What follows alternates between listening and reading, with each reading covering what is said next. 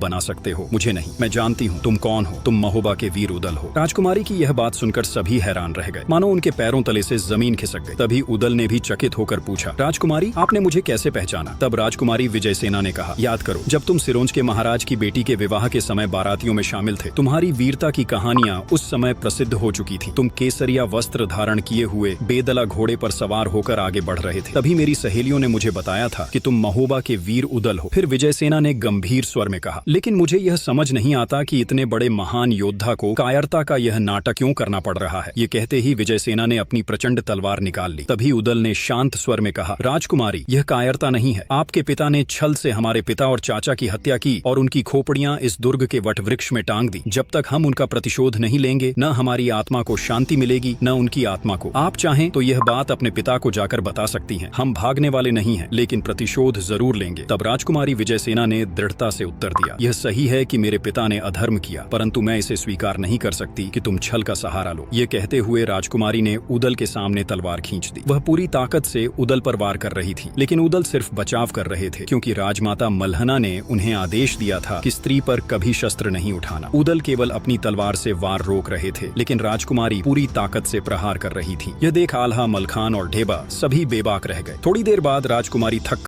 Branded product आपको life में आवश्यक है तो नीचे डिस्क्रिप्शन में व्हाट्सएप लिंक से वांटेड लिंक डाउनलोड करके ब्रांडेड प्रोडक्ट रिसीव कर सकते हैं। You need branded products in life. WhatsApp link is given below in description. Wanted link download from that link and get wanted branded products.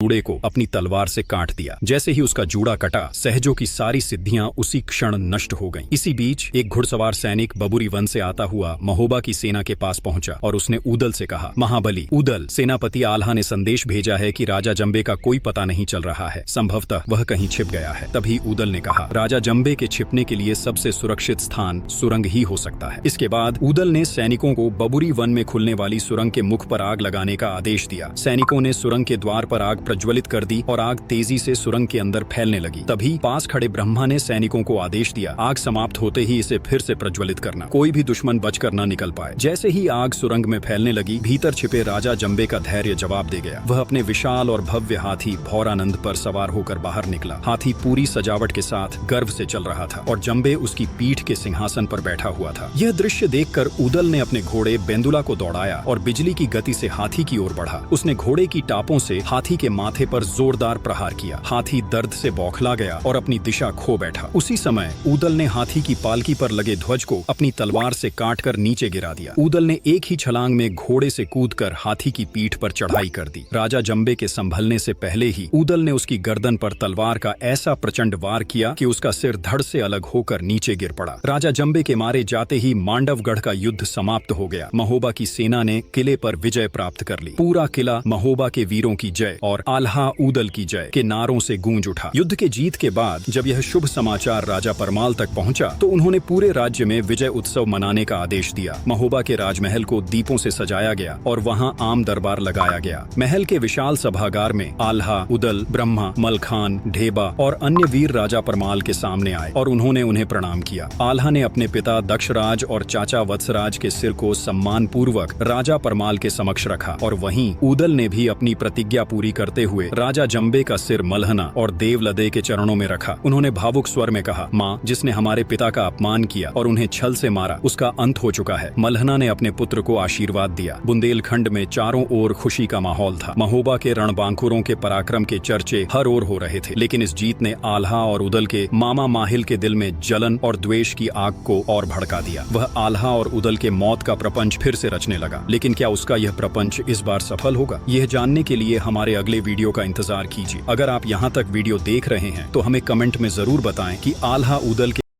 चल रही थी। जैसे ही वह यह सोच रही थी कि क्या करें, तभी पास चलते हुए उदल ने राजकुमारी के चेहरे के भाव पढ़ लिए। वह समझ गए कि राजकुमारी कुछ छिपा रही है। तभी उदल ने दृढ़ स्वर में कहा, अलख निरंजन, हमें झात हो रहा है कि आप हमसे कुछ छिपा रही हैं। राजकुमारी, आपकी माता का आदेश है कि आप हमें पूरा दुर्ग का भ्रमण करवाएं। यदि आप हमें पूरा दुर्ग नहीं दिखाएंगी तो यह आपके राज परिवार के लिए उचित नहीं होगा। हम सन्यासी हैं, हम श्राप दे देंगे। तब राजकुमारी विजयसेना क्रोध में बोली, तुम सन्यासी नहीं, तुम सब पाखंडी हो, भोगी हो। तुम सिर्फ राजमाता को मैं ट्रूमेट से दवाई का ऑर्डर करता हूँ, बस